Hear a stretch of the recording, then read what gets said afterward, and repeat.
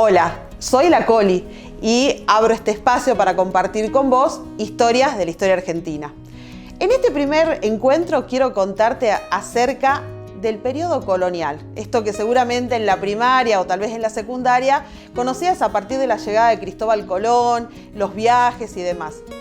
Este periodo es conocido como el orden colonial y básicamente tiene que ver con la dominación española sobre lo que hoy conocemos como América, la dominación portuguesa, también lo que sería Brasil, y básicamente es un periodo que si lo pudiéramos poner en fecha va desde 1492 hasta 1810, siendo esta fecha solamente una forma de ilustrar este periodo para poder poner un inicio y un final. Estas fechas nunca pueden ser determinantes o únicas.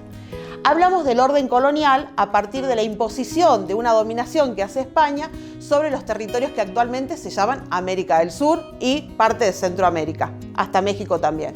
Vamos a ver, ¿qué es este periodo colonial o cómo se caracteriza? Podríamos analizarlo desde varios puntos de vista. Por un lado, tenemos lo que se llama la dominación.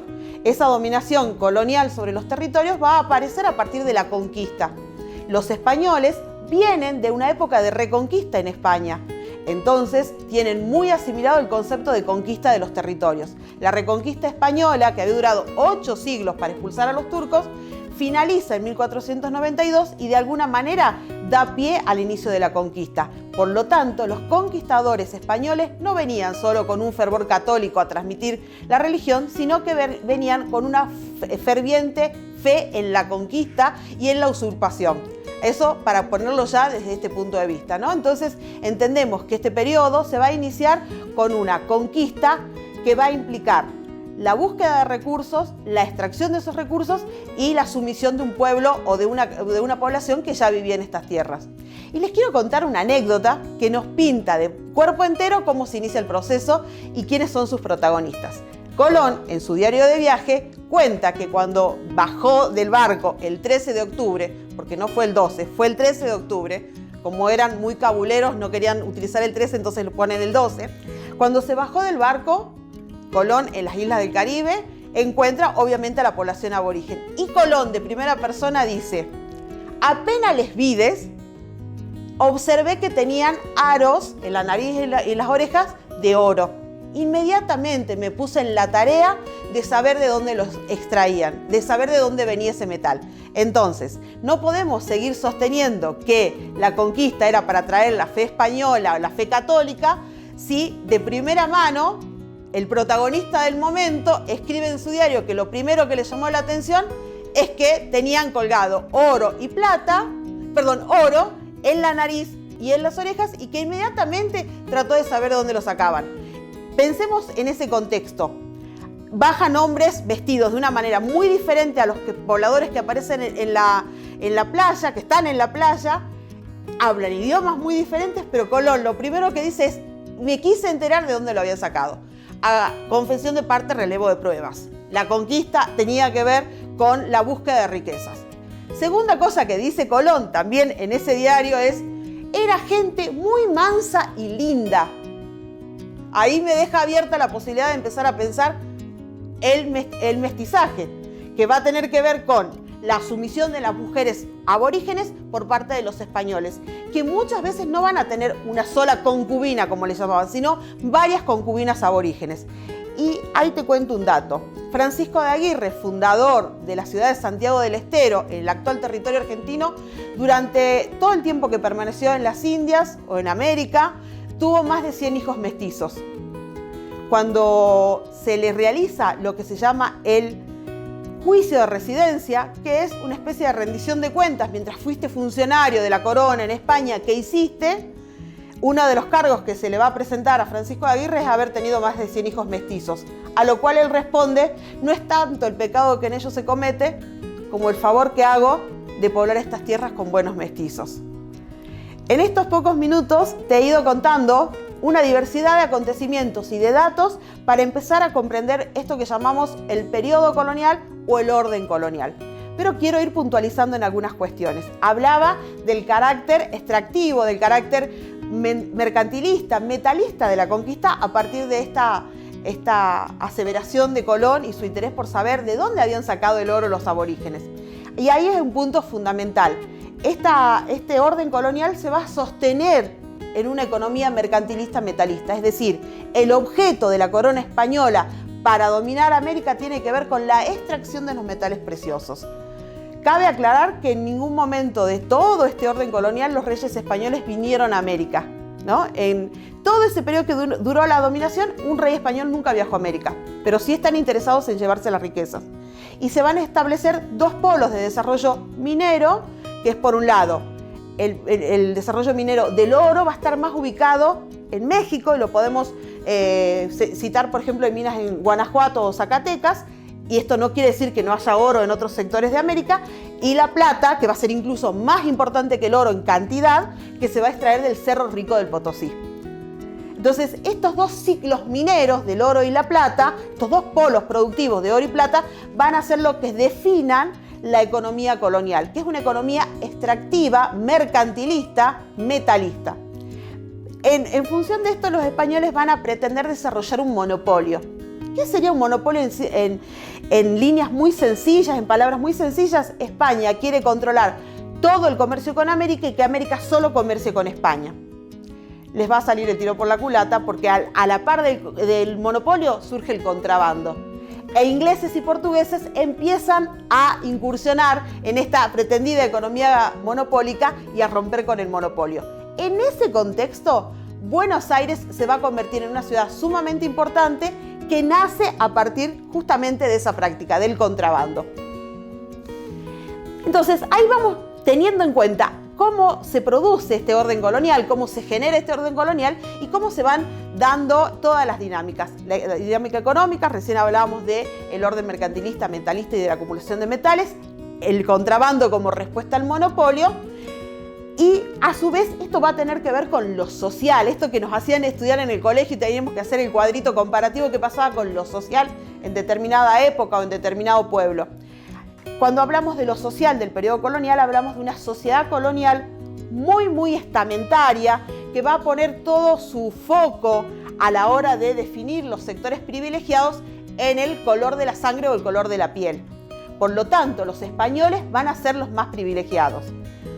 Y ahí va a aparecer todo un sistema de castas, donde nosotros, por supuesto, en la cúspide de la pirámide vamos a tener los españoles y a su vez una distinción entre españoles peninsulares y españoles criollos. Los criollos son los españoles, hijos de españoles, mamá español, papá español, que nacieron en estas tierras. Ya tienen un cierto grado de importancia, menos que la de sus padres que son peninsulares. Luego va a aparecer, ¿no es cierto?, lo que son los mestizos, que son el producto de la relación entre aborígenes y españoles. Acá me permito hablar de mujeres aborígenes y hombres españoles, porque en la generalidad es ese el tipo de unión que se dio para el surgimiento del mestizaje. Podrían preguntarse ustedes en sus casas si había mujeres españolas que se casaron con hombres aborígenes, también, que se casaron o convivieron, también se dieron el caso, pero lo general era la dominación sobre las mujeres, decía hace un rato, no solo una, sino varias con las que tenían hijos, y ahí surge el mestizaje. El mestizo es hijo de español y aborigen.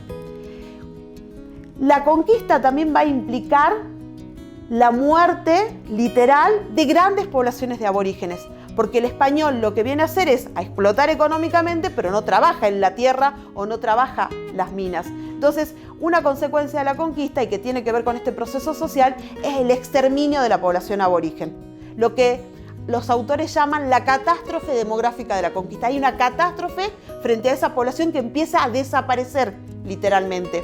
Por lo tanto, va a aparecer un nuevo actor como consecuencia de esta desaparición de los aborígenes en masa, que es el esclavo negro, ¿no? Que son los esclavos que van a empezar a ser introducidos para sustituir, permítanme la expresión, la mano de obra aborigen.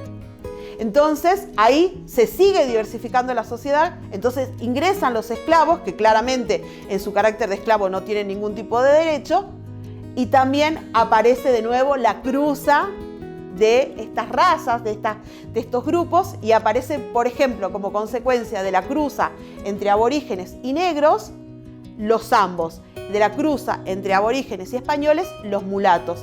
Así de diversa y de compleja es la sociedad colonial.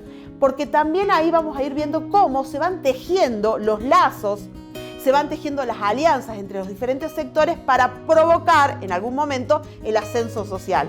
Entonces, una mujer mestiza que se casa con un blanco va a lograr un grado de blanqueamiento de su sangre y de su piel para los hijos que tenga. Entonces, si esa mestiza se casa con un blanco, va a tener más derechos, va a tener más posibilidades.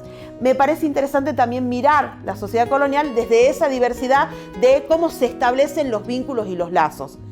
Y ahí hacer como un cuadrito aparte sobre el rol de la mujer.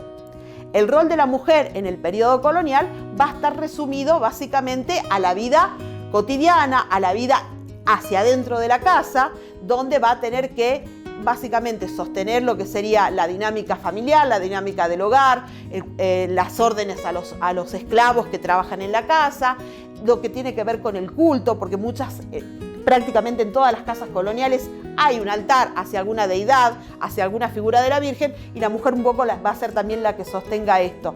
La mujer va a estar exceptuada, y más que exceptuada va a estar excluida de las posibilidades de educarse, no va a poder asistir ni a las escuelas ni a las universidades. Entonces hay también ahí una cuestión de las mujeres como un sector también muy postergado, muy excluido, así como eran excluidos y postergados los mulatos, los zambos, los aborígenes y los negros. O sea, eso es la complejidad de la sociedad colonial. ¿Qué más contarte de esta sociedad colonial? Cómo ejecutaban los españoles el acto de dominación de las tierras. Y ese acto lo ejecutaban a partir de la fundación de ciudades. Fundar una ciudad para los españoles significaba un acto de poder y dominación.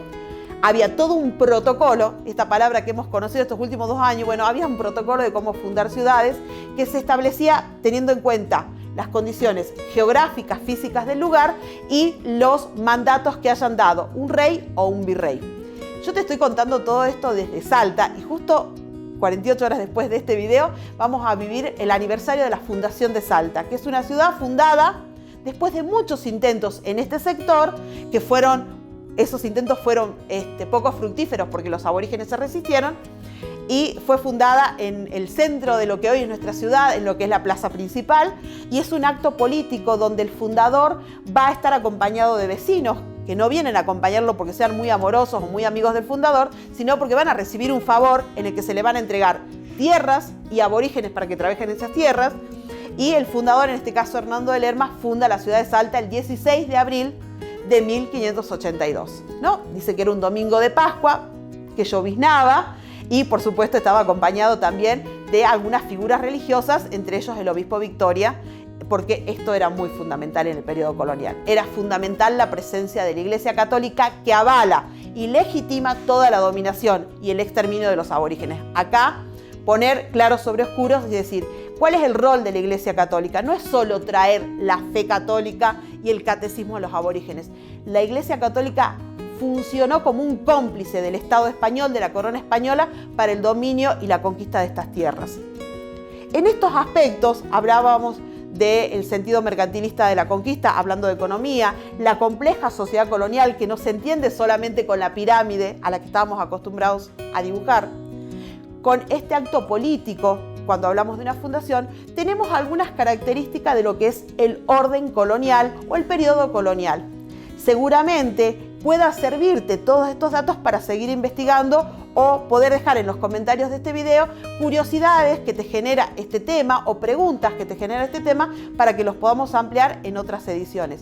Nuestro objetivo, con Florencia que me acompaña detrás de cámara, es poder contar brevemente temas de historia argentina que dejen abierta la historia, dejen abierta la puerta para seguir pensando.